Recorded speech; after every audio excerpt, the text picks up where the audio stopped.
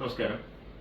1/4/2026 ശേഷം partnership ഡീഡുകളോ LLP ഡീഡുകളോ ഉണ്ടാക്കുന്ന സമയത്ത് income tax act 1961 section 40B ബന്ധപ്പെട്ടിട്ടാണ് റെമ്യൂണറേഷൻ കമ്മീഷൻ ടു പാർട്ട്നേഴ്സ് രേഖപ്പെടുത്തിയതെന്നുണ്ടെങ്കിൽ പുതിയ ഡീഡുകളിൽ 35E 35E of income tax act 2025 എന്ന് നൽകേണ്ടതാണ്.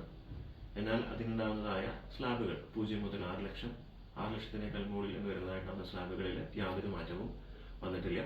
എന്നാൽ സെക്ഷൻ നമ്പറുകൾ വോട്ട് ചെയ്യുന്നതിൽ മാത്രം ഈ ഒരു മാറ്റം ശ്രദ്ധിക്കേണ്ടതാകുന്നു. ഈ റെമ്യൂണറേഷനും കമ്മീഷനും ബോണസും എല്ലാം നൽകുന്ന സമയത്ത് ഉണ്ടായിരുന്ന TDS സെക്ഷൻ 194T ആയിരുന്നു. പുതിയ ആക്ട് പ്രകാരം അത് 393 subsection number 3 sub item number 7 ആയിട്ട് ആണ് പുതിയ ആക്ടിൽ കാണുന്നത്. അതിലും മേൽ പറഞ്ഞതുപോലെ ഉണ്ടാവുന്നതായ സ്ലാബുകളാവുന്നതായ ത്രെഷോൾഡ് ലിമിറ്റ് ആയിട്ടുണ്ടാവുന്നതായ 20,000-നും റേറ്റ് ഓഫ് TDS ആയിട്ടുണ്ടാവുന്നതായ 10% മാറ്റമില്ല. എന്നാൽ ഏറ്റവും കൂടുതൽ ശ്രദ്ധിക്കേണ്ടതായിട്ടുള്ള കാര്യം ഈ ഒരു കാര്യത്തിന് വേണ്ടി മാത്രം, അതായത് ഈ 40Bയിൽ നിന്ന് 35E പുതിയ ആക്ടിലേക്ക് മാറി എന്നുള്ള കാരണത്തിന് വേണ്ടി മാത്രം പഴയ ഡീഡുകൾ 31/3/2026 വരെ എക്സിക്യൂട്ട് ചെയ്തിട്ടുണ്ടാകുന്ന ഡീഡുകളിൽ മാറ്റം അമെൻഡ്മെന്റ് ഇതിനു വേണ്ടി മാത്രമായിട്ട് വരുത്തേണ്ട ആവശ്യമില്ല.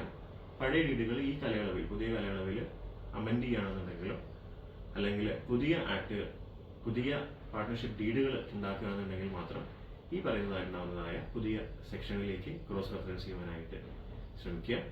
Thank you.